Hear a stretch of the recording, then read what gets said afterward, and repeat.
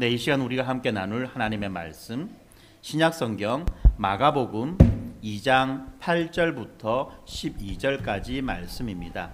그들이 속으로 이렇게 생각하는 줄을 예수께서 곧 중심에 하시고 이르시되 어찌하여 이것을 마음에 생각하느냐 중풍병자에게 네 제사함을 받았느니라 하는 말과 일어나 네 상을 가지고 걸어가라 하는 말 중에서 어느 것이 쉽겠느냐. 그러나 인자가 땅에서 죄를 사하는 권세가 있는 줄을 너희로 알게 하려 하노라 하고 중풍병자에게 말씀하시되 내가 네게 이르노니 일어나 네 상을 가지고 집으로 가라 하시니 그가 일어나 곧 상을 가지고 모든 사람 앞에서 나가거늘 그들이 다 놀라 하나님께 영광을 돌리며 이르되 우리가 이런 일을 도무지 보지 못하였다 하더라. 아멘. 오늘 우리가 살펴볼 마가복음의 본문은 사실은 이 마가복음 1장 21절부터 지금 보았던 2장 12절까지 본문입니다. 마가복음 1장 21절부터 2장 12절까지 본문인데 본문이 좀 길거든요. 그래서 이걸 다 읽지 않고 그 중에 한 부분만 우리가 발췌해서 읽었습니다. 지금 우리는 이 마가복음을 보고 있는데요. 우리가 지난 시간에는 무엇을 보았느냐 하면 예수님께서 제자들을 불러 모으시는 곳까지 우리가 살펴보았습니다. 예수님께서 제자들을 불러 모으실 때에 예수님이 한 말씀 하셨죠. 그죠? 나를 따라라. 그러면 내가 너희들을 사람을 낚는 어부가 되게 해줄 것이다 라고 말씀하시면서 나를 따라라 라고 말씀하실 때 제자들은 어떻게 했습니까? 잠깐만요. 생각 좀 해보고요. 이렇게 반응했습니까? 아니죠. 그죠? 즉시 예수님께서 나를 따르라고 말씀하셨을 때 제자들은 즉시 예수님을 따랐습니다. 자기 모든 일을 버려두고 심지어는 자기의 부모와 함께 일하던 동료들을 버려두고 자기가 일하던 그 배와 그물도 버려두고 즉시 예수님을 따랐습니다. 자, 그렇게 해도 우리가 제자들이 예수님을 따르는 것을 보았을 때 한 가지 의문이 들죠. 제자들이 도대체 무엇 때문에, 무엇을 봤기 때문에 이렇게 예수님을 즉시 따를까? 예수님에게 도대체 어떤 점이 있었을까라고 하는 그런 의문이 드는 것입니다. 그렇기 때문에 오늘 우리가 보는 이 21절 본문부터는 예수님께서 하시는 이 일을 통해서 무엇을 설명하느냐 하면 예수님이 어떤 분이신지, 그가 어떤 권세를 가지고 계시는 분이신지에 대해서 지금 설명하고 있습니다. 우리가 보는 이 본문 21절부터 2장 12절까지 이 본문에는 총 5가지 사건들이 기록되어져 있습니다. 이 5가지 사건들이 어떤 식으로 구성되어져 있는지, 어떻게 지금 이러한 구성들을 통해서 우리에게 도대체 무슨 말을 하고 싶어 하는지 이것들을 한번 살펴보면 좋을 것 같습니다. 21절에 보면 이렇게 되어 있죠. 그들이 가버나움에 들어가니라. 예수께서 곧 안식일에 회당에 들어가 가르치심에 무사람이 그의 교훈에 놀라니 이는 그가 가르치시는 것이 권위 있는 자와 같고 서기관들과 같지 아니함일러라. 마침 그들의 회당에 더러운 귀신 들린 사람이 있어 소리질러 이르되 나사렛 예수여 우리가 당신과 무슨 상관이 있나이까? 우리를 멸하러 왔나이까? 나는 당신이 누구인 줄 아노니 하나님의 거룩한 자니이다. 예수께서 꾸짖어 이르시되 잠잠하고 그 사람에게서 나오라 하시니 더러운 귀신이 그 사람에게 경련을 일으키고 큰 소리를 지르며 나오는지라. 다 놀라 서로 물어 이르되 이는 어찌미냐? 권위 있는 새 교훈이로다. 더러운 귀신에게 명한즉 순종하는도다 하더라. 예수의 소문이 곧 온 갈릴리 사방에 퍼지더라라고 되어 있습니다. 첫 번째 사건인데요. 안식일에 일어난 사건입니다. 장소는 회당입니다. 회당이라고 하는 것은 유대인들이 모여서 말씀을 공부하고 유대인들이 모여서 하나님 앞에 예배를 드리던 그러한 예배의 장소였습니다. 원래 유대인들은 예루살렘 성전에서 하나님 앞에 제사를 드려야만 합니다만 특별히 거리적인 문제로 인해서 그러지 못하게 될 경우에 유대인 성인 남자 10명 이상만 있으면 이 회당을 세울 수가 있었어요. 그리고 이 회당에서 그들은 율법을 공부하고 자녀들을 가르치고 또 그들이 안식일에 모여서 하나님 앞에 예배를 드립니다. 그들이 안식일에 모여서 하나님 앞에 예배를 드릴 때에 그들 가운데 한 사람이 모인 사람들에게 하나님의 말씀을 읽어주거나 성경을 읽어주거나 또는 그 성경을 가지고 설교를 하거나 하는 그런 일들을 했던 것입니다. 지금 예수님은 이 가버나움이라고 하는 이 갈릴리 바닷가에 있는 도시에 가셨고요. 그리고 그 도시에 있는 이 회당에 들어가셨습니다. 언제? 안식일에. 그리고 그 사람들을 가르칩니다. 다시 말하면 그 사람들에게 말씀을 전했다는 거죠.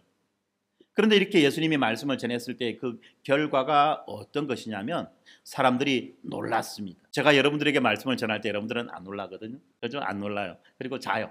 심지어는. 그런데 예수님이 이 말씀을 전하실 때는 사람들이 졸지도 않았고 그냥 멍 때리지도 않았고 이 사람들의 반응이 어떻습니까? 놀랐다는 거예요. 놀랐다는 거예요. 왜 놀랐을까? 성경은 뭐라고 말합니까? 예수님이 가르치시는 것이 권위 있는 자와 같았다. 그리고 보통 서기관들과 같지 않았다라고 말합니다. 다시 말하면 이 사람들은 먼저 놀랐던 것이 무엇 때문에 놀랐느냐 하면 예수님의 그 가르치심의 내용 때문에 예수님께서 사람들에게 말씀을 전하시는 그 내용과 방식 때문에 이 사람들은 놀랐다는 거예요. 왜 그렇습니까? 왜 놀랄 수밖에 없습니까? 예수님은 서기관이 아니잖아요. 예수님은 서기관이 아니라 바로 이 말씀의 저자예요. 저자 직강을 하시는 거예요. 말씀을 우리에게 주신 그 하나님이신 예수님이 직접 그 말씀을 사람들에게 전하실 때에 사람들은 예수님의 그 가르침 속에서 예수님의 권위를 발견하고 그래서 놀랐다는 것입니다. 깜놀했다는, 깜놀, 애들 말로 깜짝 놀랐던 겁니다. 와, 어떻게 저런 말씀을 하실 수 있을까? 저 말씀 가운데 어떻게 저런 뜻이 있었단 말이야? 라고 깜짝 놀랐던 것입니다. 그런데 오늘 본문에 지금 이 사건 속에는 또 다른 놀람이 있어요. 놀랐다는 말이 두 번 나오죠. 어디 나옵니까? 27절에 보니까 사람들이 또 놀랍니다. 어떻게 놀랍니까? 다 놀라요. 다, 한 사람도 빠짐없이 다 놀랍니다.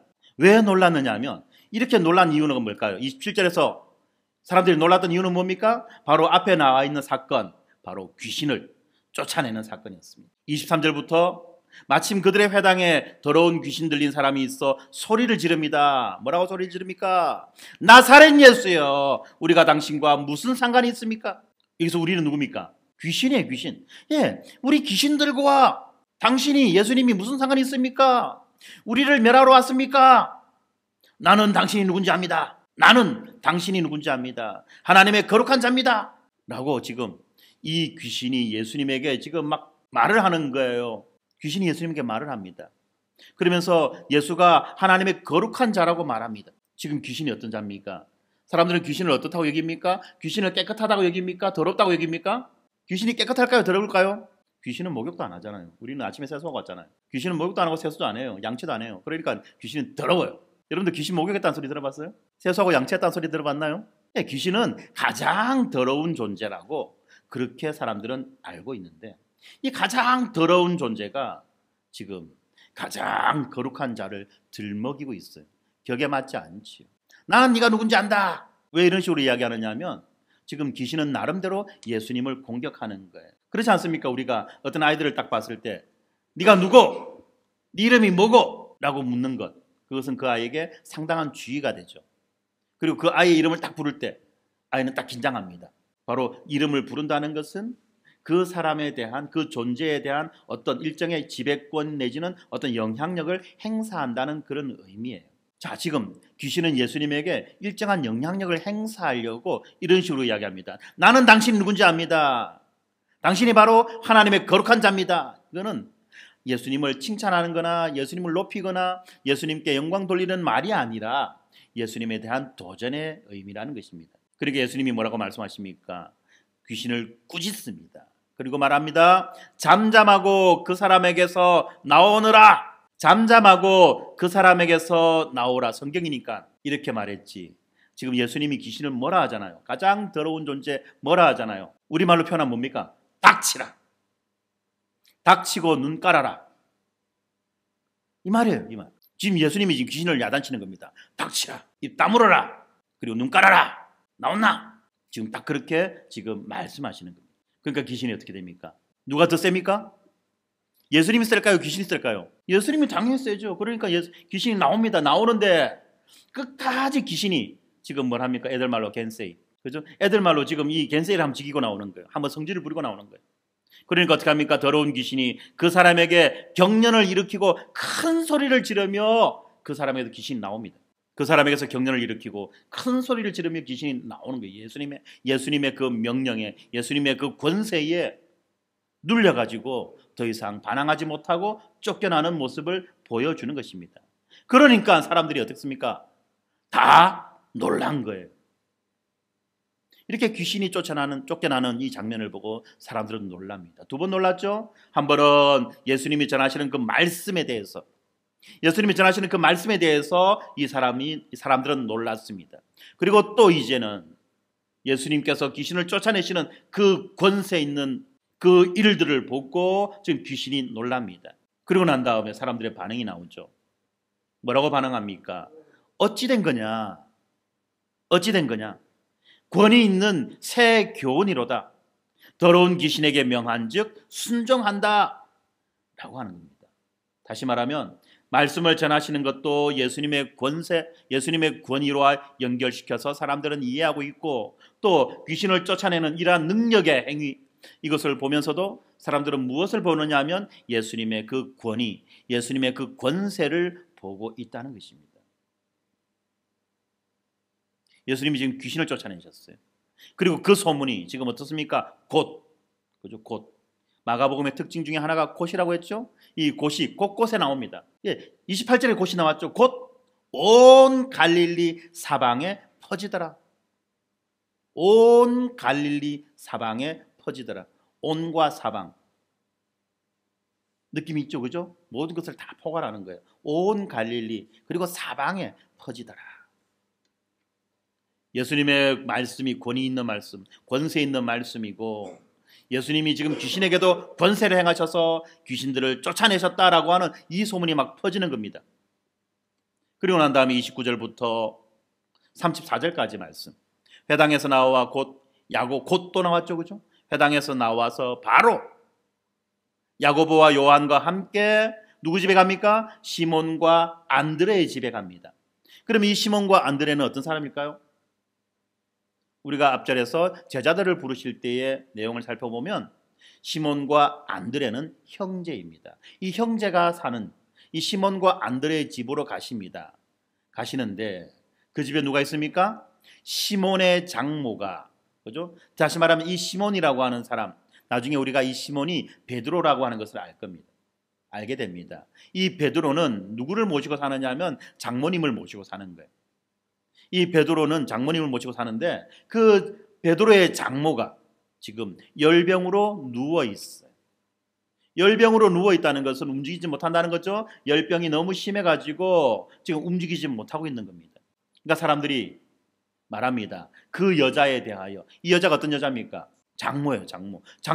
남자를 보고 장모라고 안 하죠? 그죠? 남자는 뭡니까? 장인 어른.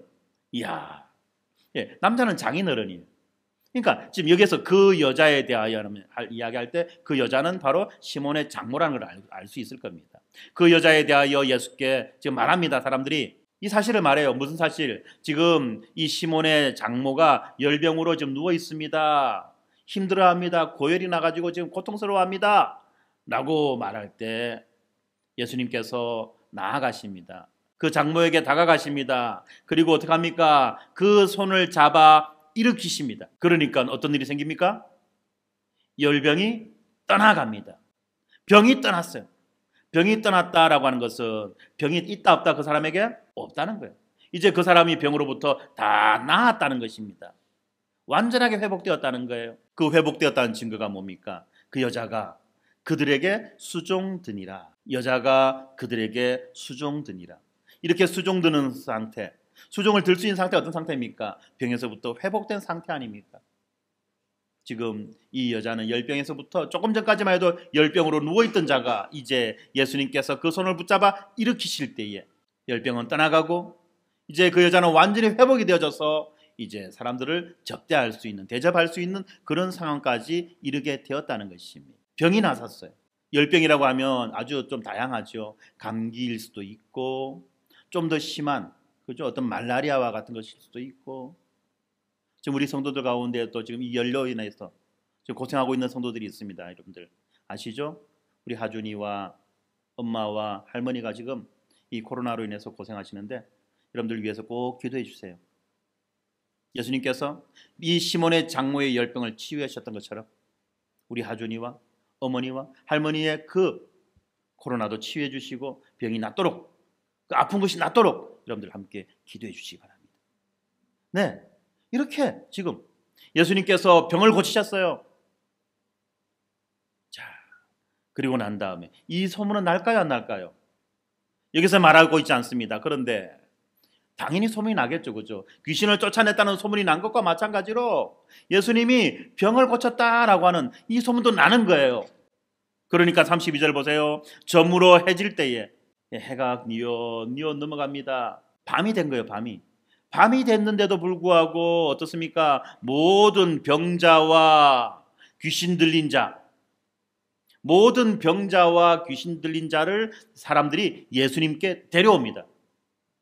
그죠? 모든 병자와 귀신 들린 자를 예수께 데려오니라고 되어 있어요. 네, 지금 예수님에 대한 소문이 난 거예요. 병을 고친다, 귀신을 쫓아낸다, 우리 힘으로 할 수 없는 것들을 지금 예수님 지금 하고 계신다, 하실 수 있다 라는 소문이 나니까 저물어 해질 때에 밤이 뉘어 다가오는데도 불구하고 지금 사람들은 나옵니다.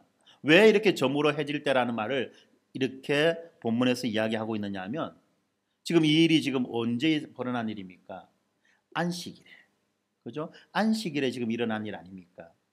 다시 말하면 안식일이 끝났다는 이야기예요. 유대인의 계산법은 저녁에서 시작해서 저녁에서 끝나요. 하늘의 별이 3개가 떠일 때, 하늘의 별이 3개가 보이는 그 시기가 하루가 시작되는 시기고 또 하루가 끝나는 시기입니다.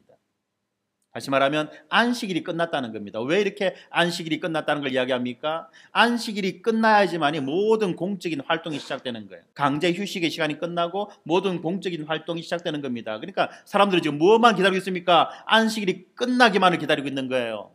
왜? 안식일이 끝나야지만이 내가 빨리 예수님께 가가지고 내가 지금 치료를 받을 수 있잖아요. 왜냐하면 안식일에는 먼 거리를 이동하지 못해요. 1km가 조금 더 넘는 거리는 이동하면 안 돼요. 가까운 거리만 다닐 수 있지 멀리는 못 간다는 겁니다. 그런데 막 소문은 막 퍼지는 거예요. 발 없는 소문은 천리를 간다지 않습니까? 소문이 막 온 사방으로 막 퍼진 겁니다. 이게 뭐 며칠 동안 퍼진 것이 아니라 단 하루에 벌어진 사건입니다. 그래가지고 사람들은 안식일이 끝나기만 기다렸다가 안식일이 끝날 때 되니까 사람들이 이때는 막 나오는 거예요. 예수님 앞에. 뭐라고 나오면 왜 그것을 어떻게 알 수 있습니까? 앞에 모든 병자와 귀신 들린 자가 자기 스스로 나오는 것도 있겠지만은 사람들이 그 사람들을 막 데리고 오는 거예요. 모든 병자와 귀신 들린 자를 예수님께 데려오니까 어떻습니까? 사람들이 많을까요, 작을까요? 많아요. 그렇죠? 많아요. 그러니까 33절에 뭐라고 말합니까? 온 동네 사람들이 그 집 문 앞에 빽빽하게 모인 겁니다. 병도 여러 가지 병입니다. 보세요. 34절에 각종 병입니다. 두통, 치통, 생리통, 우리 성주 같은 근육통, 그죠? 막 모든 병들이 막 다 있어요. 각종 병이든 많은 사람을 고치셨습니다, 예수님이. 그리고 많은 귀신을 쫓으셨습니다. 그렇게 귀신을 쫓을 때 귀신이 예수님을 알기 때문에, 예수님이 어떤 분인 걸 알기 때문에, 다시 말하면 지금 누구는 아는데 누구는 모른다는 겁니까? 귀신은 예수님이 어떤 분인지 알아요. 그런데 사람들은 몰라요. 예수님이 어떤 분인지는 모르고 단지 예수님이 병도 고치고 귀신도 쫓아내고 말씀도 권세 있게 가르치는 아주 권세 있는 분 정도로 지금 사람들은 예수님을 알고 있다는 것입니다.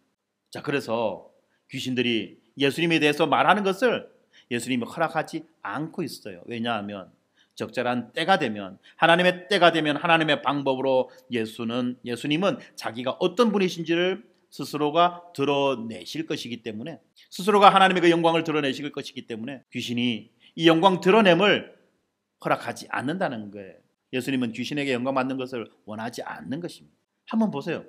지금 어떤 상황이 벌어졌는지. 말씀도 없고 능력 있게, 귀신도 능력으로, 병도 능력으로, 단지 능력뿐만이 아니죠.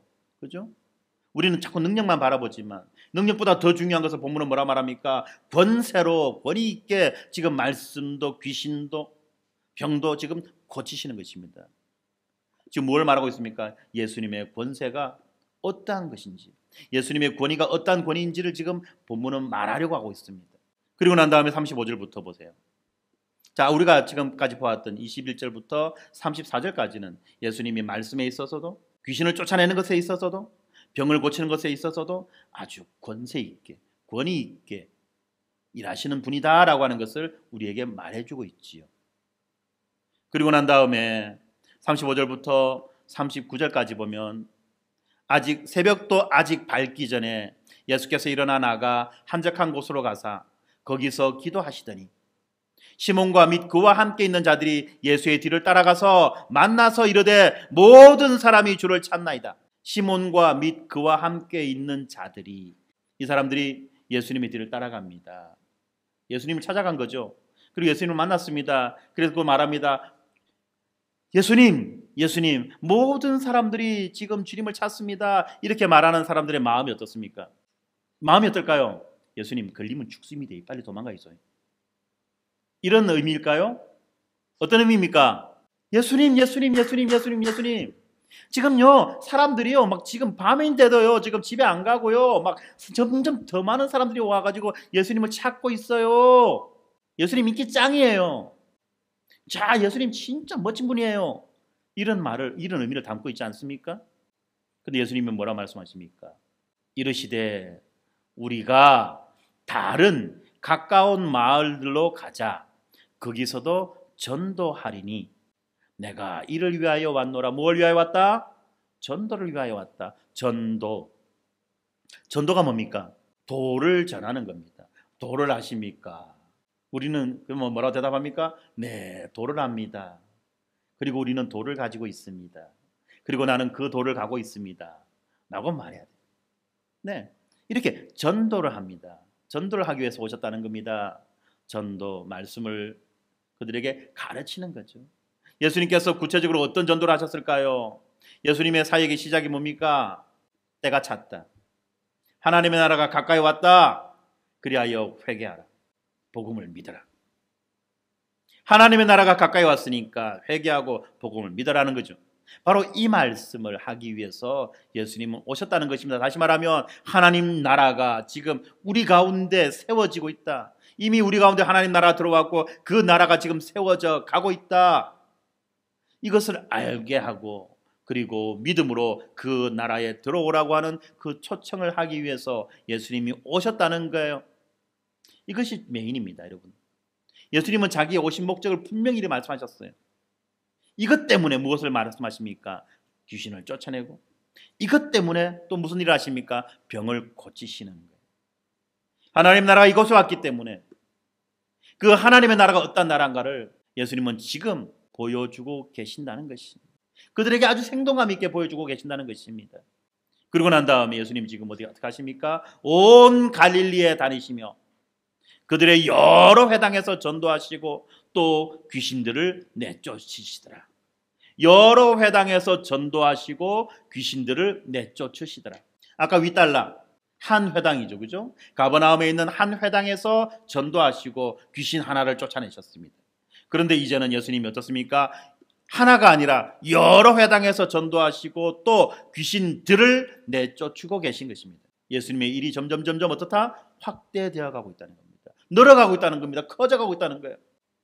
다시 말하면 예수님은 한 회당에 오셔서 그 한 회당에서 자기의 권위를 나타내시고 그 한 회당에서 일하시고 귀신을 쫓고 그 한 회당에서 병을 고치시는 그런 일을 하셨을 뿐만 아니라 이제는 여러 회당에서 말씀을 가르치고 권위세 있게 또 귀신을 쫓는 그런 일을 하셨다는 겁니다. 말씀을 하시고 귀신을 쫓으셨습니다. 앞달락에서 우리가 뭘 봤죠? 말씀하시고 귀신을 쫓아하셨어요. 그리고 나다 뭐 하셨죠? 병을 낫게 하셨어요. 어떤 병? 열병. 자, 그러면 여기에서도 지금 어떻습니까? 비슷한 이야기가 또 진행됩니다. 여러 회당에서 전도하셨습니다. 또 귀신들을 쫓으셨습니다. 그러면 뭘 하실까요? 병을 낫게 하시는 거예요. 병을 낫게 하시는데 지금은 언제 어떤 병입니까? 열병보다는 좀 더 센 병. 본문이 어떻게 흘러가시는지 여러분들 조금 감이 잡힙니까? 열병보다는 좀 더 센 병을 지금 이제 이야기하는 거예요. 자, 그래서 병 중에 끝판왕 나병이에요. 문둥병. 사실 이 문둥병이라는 것은 단순한 병이 아니잖아요. 이 문둥병에 걸렸다는 것은 무슨 말입니까? 온몸이 썩는 거예요. 살아있으나 살아있지 않는 것과 같은. 온몸이 썩습니다. 근데 더 심한 거는 그 몸이 썩어가는데 그 느낌이 없어요. 고통이 없어요. 자기가 지금 죽어가요. 죽어가는데 내가 죽는다는 느낌 없이 지금 죽고 있는 거예요. 그냥 냄새가 나고 침물이 나요. 온몸이 썩어가고 있습니다. 뿐만 아니죠. 이래서 어떠세요? 보기에 흉한 거예요. 사람이 아닌 거예요. 도저히 사람이라고 말할 수 없을 정도의 험악한 몰골이 되는 겁니다. 뿐만 아닙니다. 이 나병에 걸리게 되면은 이제는 공동체로부터 사람이 사는 그 삶의 테두리, 삶의 그 삶의 그 생활권 안에서부터 밖으로 쫓겨나는 거예요. 밖으로 쫓겨나는 거예요. 그러니까 다시는 그 안으로 들어올 수가 없는 겁니다. 사랑하는 가족과도, 사랑하는 남편과도, 아내와도, 자식과도, 부모와도, 친구와 친척, 모든 관계로부터 끊어져 나가야만 되는 겁니다. 살았으나 도저히 살았다고 말할 수 없는, 차라리 어떻게 보면 죽는 것이 훨씬 더 나을 그런 상태. 이것이 바로 나병 아닙니까? 그래서 오죽하면 이 나병은 천형이다라고 말해요. 하늘이 내린 벌이다라고 말할 정도로 그만큼 고통스럽고 비참한 그런 병이라는 겁니다. 지금 이 나병 환자가 예수님 앞으로 옵니다. 사실 우리는 오니까 왔는갑다라고 하죠. 이거는 있을 수가 없는 이야기예요. 왜냐하면 나병 환자는 절대 정상적인 사람을 만나서도 안 되고 그를 만져서도 안 돼요. 정상적인 사람이 나병 환자 앞으로 나오게 될 때, 나병 환자 옆을 지나가게 될 때 나병 환자는 뭐라고 합니까? 여기 부정한 사람이 있다. 가까이 오지 마라. 라고 하면서 돌을 던져가지고 돌을 툭툭 던지면서 가까이 오지 못하게 만드는 거예요. 멀리 돌아가도록 그렇게 하는 겁니다. 그리고 나병 환자들이 먹을 것을 구하러 또는 필요한 것을 얻기 위해서 마을로 들여오려고 할 때 사람들은 뭐라고 합니까? 오지 말라고 가라고 하면서 돌을 던져서 그 사람들을 쫓아내는 겁니다. 이런 사람인데 이런 사람이 지금 예수님 앞으로 나왔습니다. 그리고 꿇어 엎드려 예수님께 간구합니다. 지금 나병 환자가 예수님 앞으로 나왔어요. 그리고 꿇어 엎드려 간구합니다. 이것만 해도 벌써 보통 일이 아닙니다. 목숨을 건 행동이죠. 맞아 죽어도 마땅한 행동이라는 겁니다. 돌에 맞아 죽어도 마땅한 행동을 지금 이 나병 환자는 하고 있습니다. 목숨을 걸고 지금 나온 거예요. 그래서 고백합니다. 뭐라고 말합니까? 원하시면 저를 깨끗하게 하실 수 있나이다. 원하시면 저를 깨끗하게 하실 수 있나이다. 지금 이 나병 환자는 예수님이 어떤 분이신지에 대해서 들었다는 것입니다. 그리고 믿었다는 것입니다. 그리고 그 믿음에 지금 자기는 자기의 목숨을 걸었다는 거예요. 예수님이 어떤 분이신지 사람들의 이야기를 통해서 들었어요. 그는 권세 있는 자다. 말씀을 전하실 때도 권세가 있을 뿐만 아니라 귀신을 쫓을 때도 권세가 있게 쫓으셨고 그리고 병도 권위 있게 병세 있게 고치신다는 겁니다. 병을 고치는데 약을 써서 고치는 것도 아니고 치료해서 고치는 것도 아니고 침을 놔서 고치는 것도 아니고 말씀으로 병을 고치시는 그 많은 권세를 가지고 계신 분이다라고 하는 것을 지금 들었다는 거예요. 그리고 그 들은 그 팩트에 대해서 들은 그 복음에 대해서 이 사람은 믿고 이제 목숨을 거기에다 걸은 것입니다. 이것이 신뢰 아닙니까? 지식과 동의와 신뢰가 함께하는 온전한 믿음을 지금 이 나병 환자는 예수님 앞에 드러내어 보여주고 있습니다. 뭐라고 말합니까? 원하시면 저를 깨끗하게 하실 수 있습니다. 이것은 무엇을 전제로 하는 것입니까? 당신은 지금 나를 고칠 그런 능력과 권세가 있는 분이십니다. 지금 내가 낫고 낫지 않고는 무엇에 달려 있습니까? 예수님의 권세에 달려 있습니까? 예수님의 능력에 달려 있습니까? 아니죠. 내가 낫고 낫지 않는 것은 예수님께서 원하시느냐 원하시지 않느냐 그것에 달려 있다는 것을 말하는 것입니다. 예수님의 모든 능력과 권세를 지금 나병 환자는 이미 인정하고 거기에다가 목숨을 걸었던 것입니다. 원하시면. 우리의 믿음은 어떻습니까? 우리는 예수를 어떻게 믿고 있습니까? 예수의 능력과 예수의 권세에 대해서 우리는 온전히 우리의 목숨을 걸고 있나요? 아니면 양다리 걸치고 있나요? 해주면 좋고 되면 좋고 안 되면 말고. 지금 나병 환자는 그런 태도가 아닌 거예요. 앞에 나왔던 수많은 병자들과 귀신 들린 자들은 어떻게 보면 되면 재수가 안 되면 본전인 거예요. 그런 태도로 나왔을지도 모릅니다만 지금 이 나병 환자는 그렇지 않다는 거예요. 되면 재수가 안 되면 본전이 아니라 자기의 목숨을 여기에다 걸었다는 것입니다. 오직 예수만이 나의 비참함을, 나의 고통을 해결해 주실 수 있다라고 그렇게 믿고 거기에다가 자기의 모든 것을 걸었던 것입니다. 그때 예수님은 그 나병 환자를 불쌍히 여기시죠. 긍휼을 베푸십니다. 손을 내밀어 그에게 대시며, 나병 환자입니다. 지금 손을 내밀어 그에게 대시며, 있을 수가 없는 일이에요. 하면 안 되는 행동이에요. 정상적인 범주 안에서. 그리고 율법을 아는 사람이라면 도무지 이런 일을 해서는 안 되는 것입니다. 그런데 예수님은 지금 손을 내밀어 그 나병 환자를 만져요. 지금 함께 부정한 자가 되는 겁니다. 함께 그 나병 환자와 마찬가지로 부정한 자가 되는 거예요. 그래서 말씀하십니다. 내가 원한다. 깨끗함을 받아라. 내가 원한다. 깨끗함을 받아라. 여러분, 우리는 아무리 원한다고 할지라도 어떻습니까? 이게 가능합니까? 우리 인생의 가장 큰 딜레마가 뭡니까? 내가 원하는 것과 내가 할 수 있는 것의 차이가 엄청나게 크다는 거예요. 내가 원하는 나의 기대와 나의 능력이 하늘과 땅의 차이가 있기 때문에 우리 인생은 항상 딜레마가 있지요. 그러나 예수님은 어떻습니까? 내가 원한다. 깨끗함을 받아라. 바로 이것이 성경이 우리에게 말해주고 싶은 바로 예수님의 권세라는 겁니다. 바로 이것이 예수님께서 드러내어 보여주시는 주권자의 위엄이며 신적 권세를 가지신 분으로서 지금 우리에게 나타나신다는 거예요. 누가 이 일을 할 수 있겠습니까? 누가 이 일을 할 수 있겠습니까? 세상에서 아무리 유명한 의사라고 할지라도 내가 원한다, 깨끗함을 받아라는 말을 누가 할 수 있겠냐는 것입니다. 그렇게 말씀하시니 또 나옵니다. 뭐가 나오죠? 또 뭐가 나오죠? 곧. 곧이 곳곳에 나온댔죠.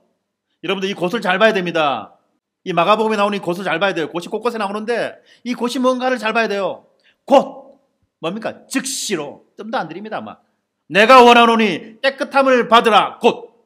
그죠? 이건 바로 예수님의 그 말씀이 어떠한 능력을 갖고 있는지, 어떤 권세를 갖고 있는지를 보여주는 겁니다. 병조차도 얻지 못하는 거예요. 예수님 앞에서는. 그 사람에게서 떠나가고 깨끗하여진지라. 예, 곧이 또 나옵니다. 곧이 또 나와요. 곧 보내시며 엄히 경고하사 이르시되 삼가 아무에게도 아무 말도 하지 말고 가서 네 몸을 제사장에게 보이고 네가 깨끗하게 되었으니 모세가 명한 것을 드려 그들에게 입증하라 하셨더라 라고 말합니다. 아무한테도 말하지 마라. 아무에게나 아무 말도 하지 말고 빨리 가라는 거죠. 빨리 가라. 무엇보다도 이 나병 환자에게 있어서 가장 급한 것은 그의 병이 완전히 나았다는 것을 입증받고 증명받고 그리고 그가 정상적인 사회인으로 정상적인 사람으로 회복되어져서 그곳에서 일상을 누리며 살아가는 것이 그에게 있어서는 가장 필요한 것이 아니었겠습니까? 바로 그것 때문에 예수님은 그에게 바로 가라 딴 길로 가지 마라 라고 말씀하시면서 너의 몸을 제사장에게 보이고 내가 깨끗하게 되었으니 모세가 명한 것을 드려 그들에게 입증하라 라고 그렇게 말씀하셨습니다. 이 말이 무슨 말이냐면 이것은 이제 레위기에 나와 있는 그 율법과 연관되어 있는데 우리가 알고 있듯이 레위기 13장 14장에 보면 13장에 뭡니까? 나병의 뭔지 나병에 대한 진단법이 나오고 14장에 보면 그 나병으로부터 회복된 자가 어떤 식으로 회복의 절차를 밟는지에 대한 그 이야기가 나오죠. 바로 그 이야기를 하는 것입니다. 율법을 지키라는 거예요. 앞에서 예수님이 감히 과감하게 손을 내밀어 나병 환자를 만졌다는 것은 어떻게 보면 율법을 무시한 행위라고 말할 수 있어요. 율법을 모르는 자들의 행위라고 말할 수 있습니다. 그런데 예수님이 율법을 몰라서 율법을 무시해서 이런 일을 한 것이 아니라는 거죠. 예수님이 그 사람을 얼마나 안타깝게 여기시는지, 얼마나 불쌍하게 여기시는지, 그리고 얼마나 간절하게 그 사람을 낫게 하고 싶은지에 대한 마음에 표현했다는 것입니다. 예수님이 능력이 없어서 꼭 손을 대고 만져야지만 그 사람이 낫겠습니까? 말로 해도 돼요. 왜요? 예수님은 발로 만물을 다스리시는 분 아닙니까? 만물을 다스리실 때 손도 안 써요. 발로 쓰지 않습니까? 만물을 발 아래 깔고 통치하시는 분이 예수님이신데 나병쯤이야, 그죠? 발가락 하나 까딱해도 되는데 근데 예수님은 그렇게 하지 않고 친히 손을 뻗어 그 나병 환자를 만지셨다는 거예요. 이런 율법을 무시하는 행위가 아니죠. 이것은 율법을 초월한 그 사랑의 행위입니다. 그러나 예수님께서 자기의 행위를 율법을 초월한 행위를 보였다 할지라도 여전히 율법을 존중하시고 율법을 인정하시며 율법을 지키시는 분이라는 것이 바로 이 나병 환자에게 하신 말씀 가운데 나오는 것입니다. 모세가 명한 것을 드려라. 제사장에게 갖다 주라는 거죠. 모세가 무엇을 명했습니까? 레위기 14장에 보면은 산새 2마리와 백향목과 홍색 실과 우슬초를 가지고 가서 네가 나았다는 것을 입증해라. 제사장이 확인을 받고 네가 나았다는 것에 대해서 이런 식으로 입증해라. 그리고 7일이 일주일이 지났을 때 다시 하나님 앞에 속건제를 드려라 라고 하는 것이 이 나병 환자가 회복되어져서 사회로 복귀하는 과정입니다. 바로 그 과정들을 발견하는 겁니다. 공식적으로 복귀하라는 거예요. 그냥 뒷문으로 들어와서 슬그머니 들어와가지고 내 나섰는데요 라는 식으로 하지 말고 네가 어떻게 나은 자가 되었는지에 대해서 명확하게 네가 입증해 보이고 정당한 사람으로서 정당한 일원으로서 너의 권리와 의무를 행사하며 살아가라고 하는 것을 지금 예수님은 말씀하고 계십니다. 빨리 가라 했죠. 빨리 가라. 이것이 무엇보다도 급하다. 그런데 이 사람은 어떻습니까? 빨리 갔습니까? 안 갔죠? 네, 그가 가서 이 일을 많이 전파하여 널리 퍼지게 하니 이 사람은 지금 막 자기가 나았다는 사실이 자기가 정상인으로 복귀한다는 사실보다도 더 기뻤던 거예요. 아마 이것은 사람의 정상적인 어떤 반응인 것 같아요. 그래갖고 여러분 내가 나섰습니다.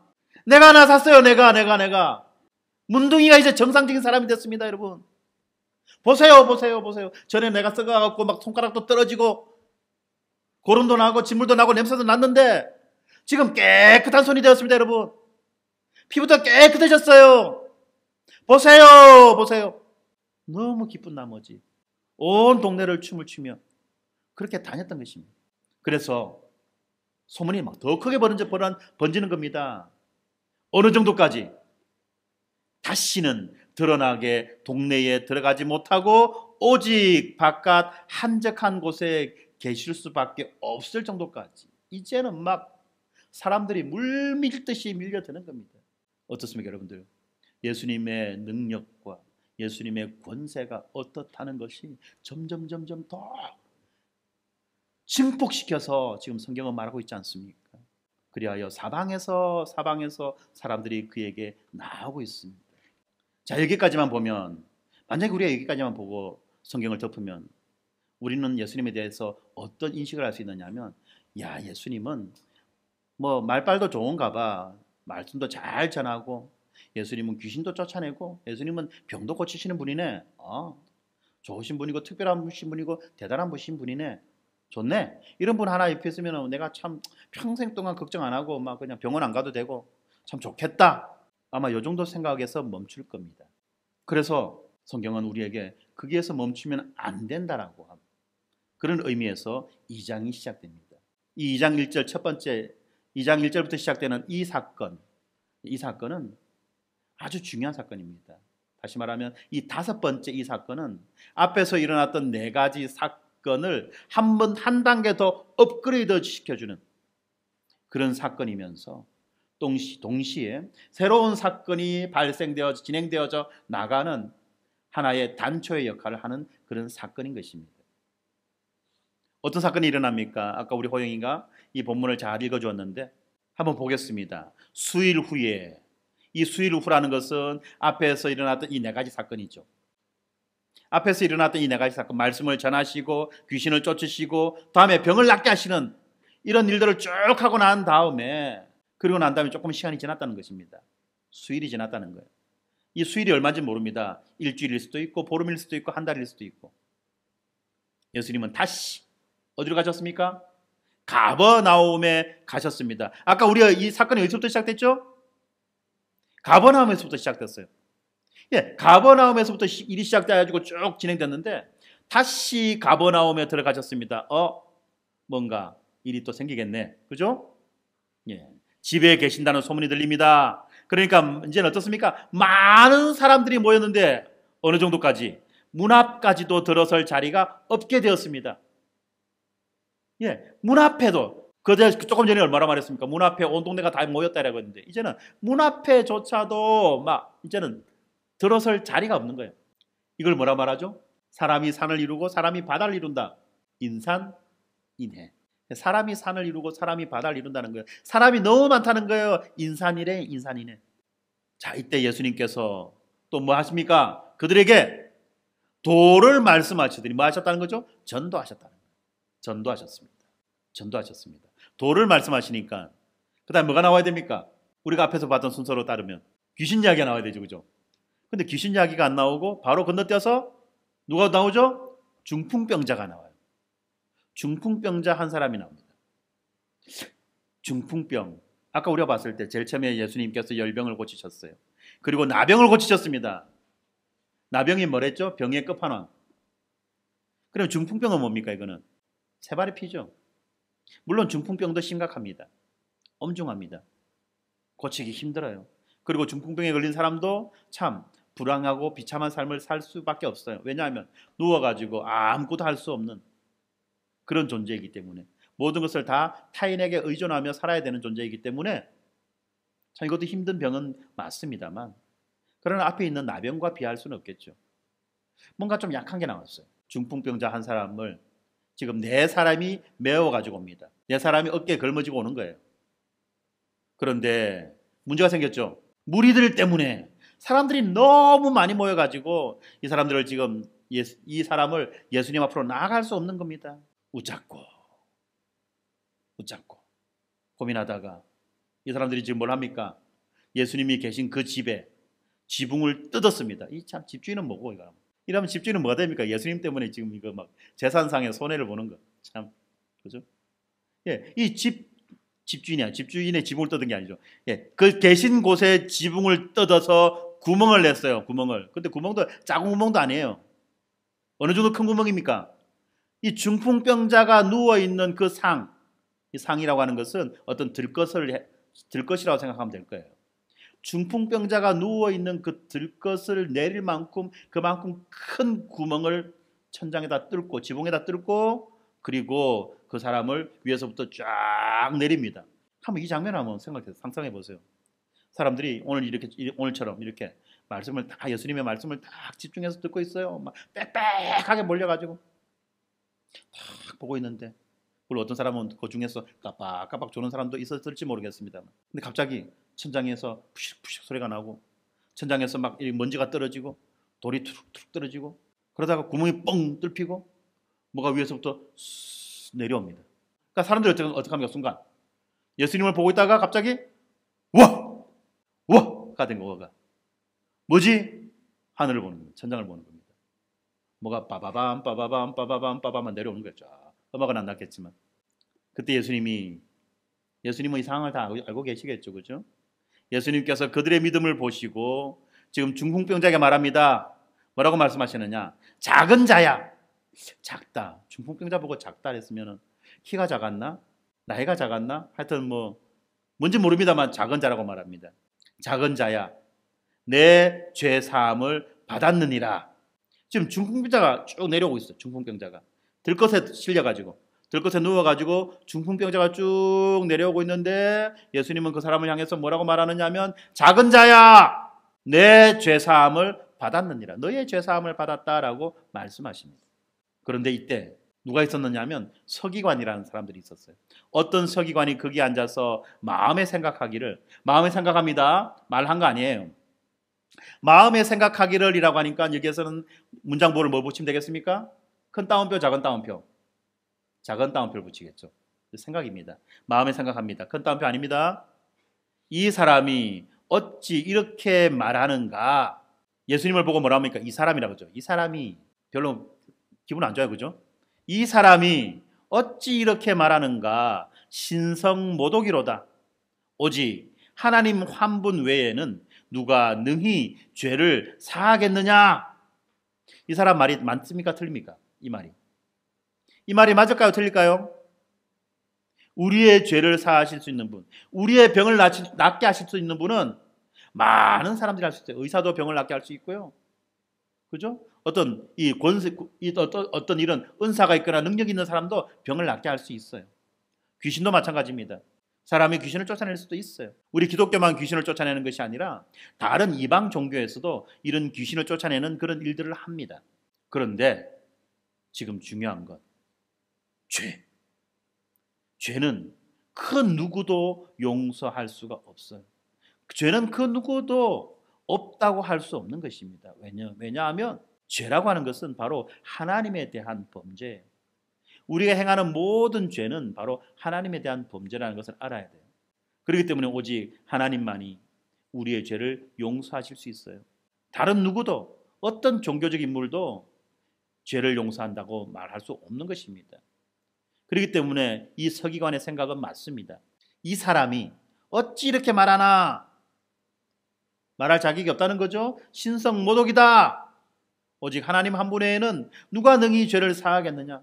오직 하나님만이 죄를 사하실 그런 권한이 있다는 것을 말하는 것은 맞습니다만, 이 사람은 지금 뭘 잘못 보고 있습니까? 예수님을 이 사람으로 보고 있다는 거예요. 예수가 누구인지를 지금 모르고 있다는 겁니다. 이것이 바로 그 하나님 말씀에 대해서 정통하다라고 하는, 모든 하나님의 말씀을 다 기록하여서 알고 있다라고 말하고 있는 그 서기관의 이해입니다. 서기관이 이 정도로 이해하고 있다면 다른 사람은 어떨까요? 여전히 다른 사람의 눈앞에서도 어쩌면 예수님은 이 사람인 거예요. 이 사람이 어찌 이렇게 말하는가? 신성모독이다. 지금 이것은 예수님에 대한 일반적인 인식이라는 겁니다. 예수님이 대단한 능력을 가진 사람이라는 것은 알지만 아직까지 예수님이 하나님이라는 것을 모른다는 겁니다. 아직까지 그들의 알매 수준은 여기라는 거예요.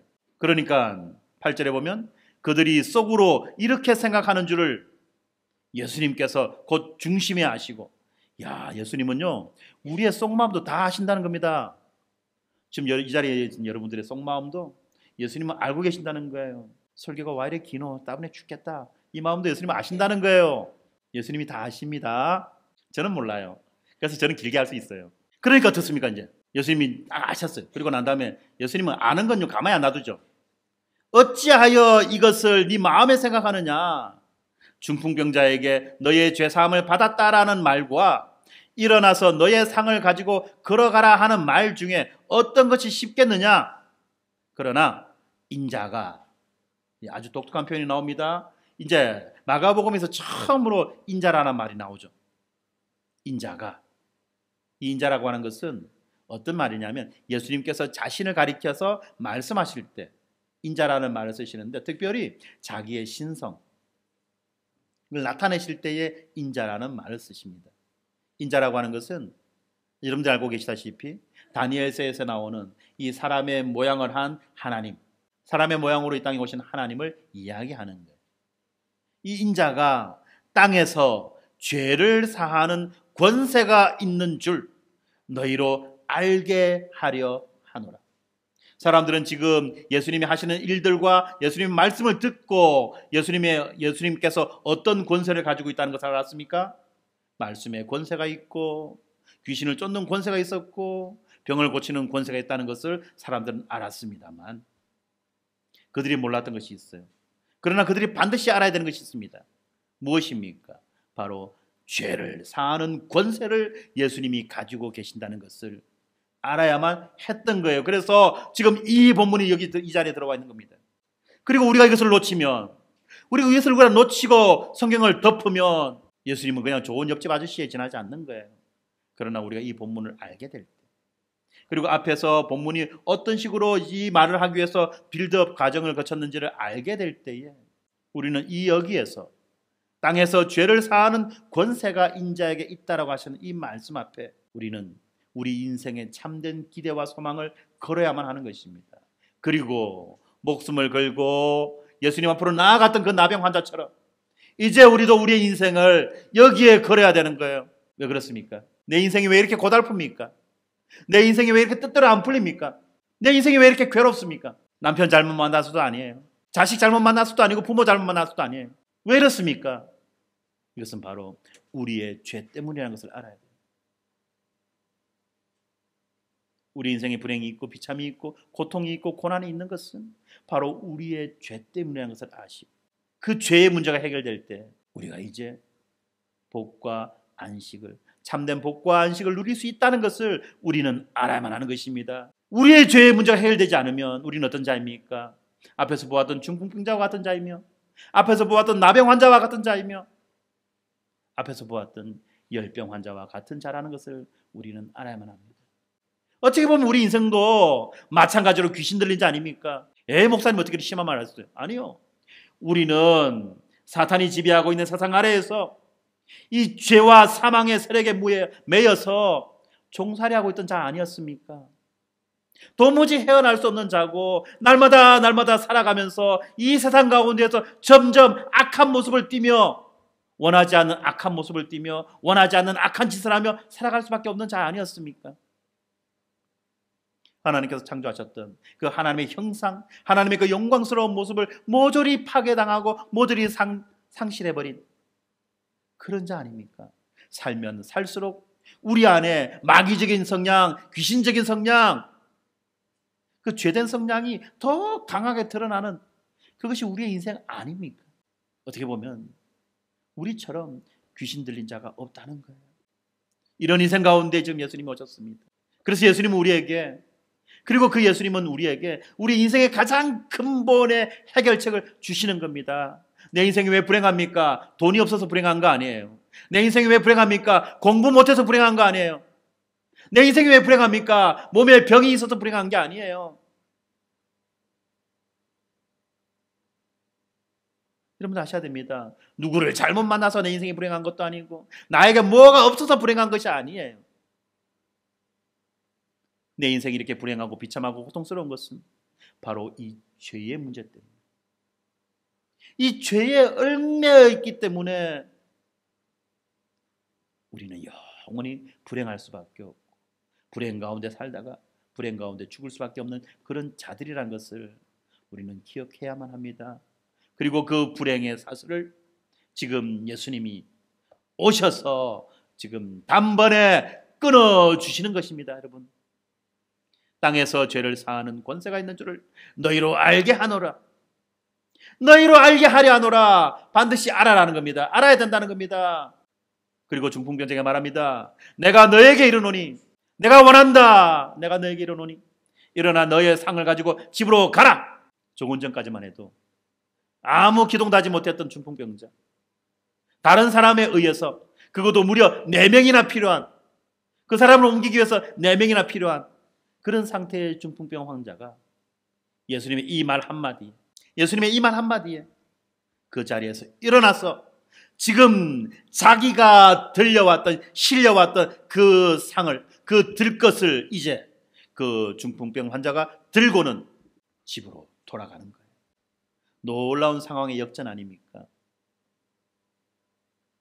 우리가 이 말씀을 볼 때에 단지 이야, 예수님 능력 대단하네, 중풍병 환자가 일어났네, 걸었네, 건강하게 되었네가 아니라 무엇을 보라는 것입니까? 이 사람의 죄를 용서받았구나. 이 사람이 죄를 용서받았고 그 사람, 더 이상 이 사람은 불행한 가운데, 고통 가운데, 슬픔 가운데, 아픔 가운데 살지 않아도 되겠구나. 그리고 보너스도 받았네.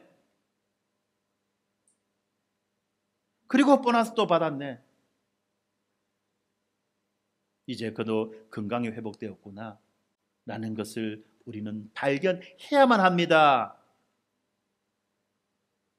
발견해야 돼요. 그렇게 발견하지 못하면 우리는 그 끝에 나오는 모든 사람 앞에 나아가거늘, 그들은 누굽니까? 마지막 부분입니다. 그들은 누굽니까? 모든 사람들이죠. 모든 사람들이 지금 어떻게 합니까? 다 놀라.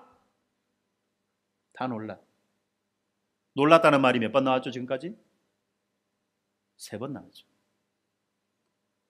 말씀을 듣고 놀랐고, 귀신을 쫓아내는 걸 보고 놀랐고, 지금 마지막 이 중풍병자가 걸어가는 것을 보고 놀랐어요. 그런데 여러분들, 이 놀랐다는 이 말이 같은 놀랐다로 나오니까 우리는 이 말이 어떤 의미인지를, 어떤 의미를 담고 있는지를 잘 알 수 없지만 이 놀랐다는 말이 점점 더 강해지고 있어요. 첫 번째 말씀을 듣고 놀랐을 때는 깜놀이었어요. 깜짝 놀란 거예요. 우와, 대단하네. 우와, 신기하네. 박수. 이거. 요 정도였다면 귀신이 쫓겨나는 것을 보고 놀랐다 할 때 이 놀란 것은 이거예요. 이거. 와, 이거보다도 한 단계 더 나가서 입틀막. 애들 말이죠. 예.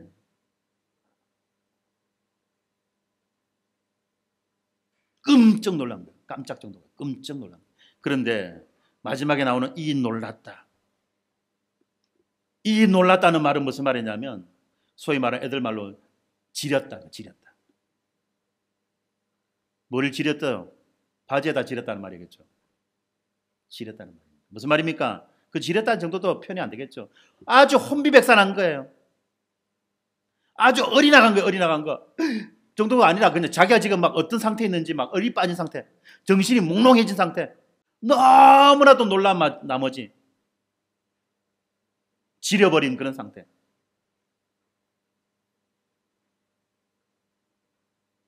그런 상태에 빠졌다는 겁니다. 근데 제가 이런 말해도 여러분들 전혀 뭐 놀람도 없고 반응도 없고, 그죠? 저는 예수님만큼 능력이 없는 자입니다. 네. 다 놀라서 이제 그들은 하나님께 영광을 돌립니다. 사람들은요, 이 정도 되면요, 반드시 하나님을 찾게 되어 있습니다. 세상에 이게 무슨 일이고 정도가 아니라 이거는 그냥 막 완전히 혼비백산한 거 아닙니까? 그냥 막 어리 빠질 정도로 엄청난 장면이에요. 뭐라고 더 이상 이제 우리의 머리에 정상적인 이 사고의 작동이 안 되는 그런 상태까지 온 거예요, 이제. 그래서 말합니다. 우리가 이런 일을 도무지 보지 못하였다. 여기에 사람들의 한계가 있습니다. 사람들은 지금 무엇을 가지고 이를 판단합니까? 자기들이 살아왔던 그 인생의 경험을 가지고 이 사건을 판단하려고 하는 겁니다. 우리가 이런 일을 도무지 보지 못하였다. 보지 못한 게 당연하죠. 왜요? 이거는 하나님의 주권적 개입 아닙니까? 하나님의 일하심 아닙니까? 우리 외부에서 들어온 이야기예요. 그러니까 자기의 인생 경험으로는 경험해 보지도 못했고 들어보지도 못했고 알 수도 없는, 이해할 수도 없는 그런 놀라운 일이라는 겁니다.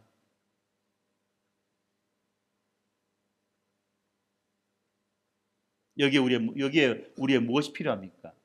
여기에 우리의 믿음이 필요한 거예요. 우리 역사 가운데 발생한 하나님의 놀라운 그 일하심의 사건이 우리의 인생 경험으로는 알지 못할 때, 이해되지 않고 설명되지 않을 때 무엇이 필요합니까? 우리의 믿음이 필요하다는 것입니다. 그렇기 때문에 뭘 해야 됩니까? 믿어라가 되는데 아직까지 본문은 이 사람들은 믿어라까지 나가지 못하고 있는 거예요. 그냥 지린 상태로, 그냥 어리 빠진 상태로 그 장면을 가운데 있었다는 것입니다. 사랑하는 성도 여러분, 마가복음이 우리에게 말해주고 싶은 것은 바로 예수님이 이런 분이라는 거예요. 예수님께는 이런 권세를 가지신 분이라는 것입니다. 말씀의 능력이 있고 가르침의 은사가 있고 병고침의 은사가 있고 귀신을 쫓는 그러한 능력과 은사와 권세가 있지만 그것에서 머무는 것이 아니라 무엇보다도 우리가 붙잡아야 되는 것은 예수님은 바로 죄를 사하시는 그 권세가 있는 분이라는 것을 우리로 하여금 알고 믿으라는 거예요. 이것을 믿을 때, 이것을 바르게 믿게 될 때 우리는 마가복음을 바르게 이해하는 것입니다. 많은 사람들이 복음서를 보면서 예수님의 병고침의 사건을 보고 귀신 들림의 사건을 보고 예수님 나에게도 이런 일이 있으면 좋겠습니다. 우리에게도 이런 일이 있으면 좋겠습니다. 이 사건을 가지고 인용하면서 사람들에게 말합니다. 어떤 능력을 행사하려고 해요. 그러나 이보다 더 중요한 것이 있습니다. 무엇입니까? 죄의 문제라. 죄의 문제라는 것입니다. 복음서는 우리에게 이 죄의 문제에 대해서 말해주기를 원합니다. 사랑하는 성도 여러분, 다시 한 번 더 우리가 우리 인생의 문제를 돌아보기 바랍니다. 나는 어떠한 자입니까? 오늘 본문에서 나왔던 이 네가 5가지 사건 가운데 나는 어떠한 자로 있습니까? 나의 영적 상태는 어떠하며 나의 삶의 상태는 어떠한 자입니까? 열병에 걸려 누워있는 자입니까? 문두병에 걸려서 이제 쫓겨난 자로 그렇게 살아가고 있습니까? 아니면 중풍병에 걸려서 움직이지 못하는 자로 살아가고 있습니까? 아니면 우리의 생각과 우리의 마음과 우리의 전 인격이 여전히 귀신에 사로잡혀서 인간의 형상을 잃어버리고 점점점 이 땅에, 이 세상의 모습을 닮아가며 살아가고 있는 자입니다. 이렇게 살다가는 아무 소망도 희망도 기대도 우리는 할 것이 없습니다. 그런 우리에게 예수님이 찾아오셨습니다. 그리고 말씀하십니다. 내가 원한다. 내가 원한다. 그리고 우리 예수님 앞에 말해야 됩니다. 구해야 됩니다. 주님, 원하신다면 나를 구원해 주십시오. 나를 건져 주십시오. 나를 회복시켜 주십시오. 그럴 때 예수님 우리를 불쌍히 여기시고 내가 원한다라고 그렇게 분명히 답해 주실 것입니다. 그리고 우리를 회복시켜 주실 것입니다. 이것이 말씀이 우리에게 하시는 약속입니다. 이 말씀 붙잡고 이 한 주간도 우리가 예수님 앞에 예수님이 어떤 분이신지를 생각하고 묵상하고 예수님, 나의 인생의 문제를 해결하실 수 있는 분은 오직 예수님밖에 없습니다. 예수님만이 나의 모든 복의 근원이십니다를 우리가 함께 고백하며 살았으면 좋겠습니다. 기도합시다. 거룩하신 아버지 하나님 감사합니다. 이 시간 우리가 말씀을 통해서 예수님이 어떤 분이신지에 대해서 살펴보았습니다. 우리 인생의 모든 문제를 예수님 앞에 갖고 나왔을 때 아무리 더럽고 냄새나는 그런 부분이라 할지라도 예수님 우리를 깨끗하게 회복시켜 주신다는 것을 기억하고 특별히 우리 안에 있는 그 죄의 문제를 예수님이 오직 예수님만이 해결해 주실 수 있는 분이라는 것을 우리가 믿고 주님 앞에 우리의 전체를 우리의 전 인격을 엎드려 구하게 하여 주시옵소서. 주님이 원하신다면 나를 회복시킬 수 있습니다라고 하는 이 말씀, 이 입술의 고백이 우리의 삶 가운데 나타나게 하시고 나의 입술 가운데 나타나게 하여 주시옵소서. 그리고 그때에 우리를 불쌍히 여기시고 우리에게 긍휼을 베푸시는 그 예수님께서 내가 원한다라고 하시는 그 답을 우리가 들을 수 있도록 우리에게 축복하여 주시옵소서. 예수님 이름으로 기도드렸습니다. 아멘.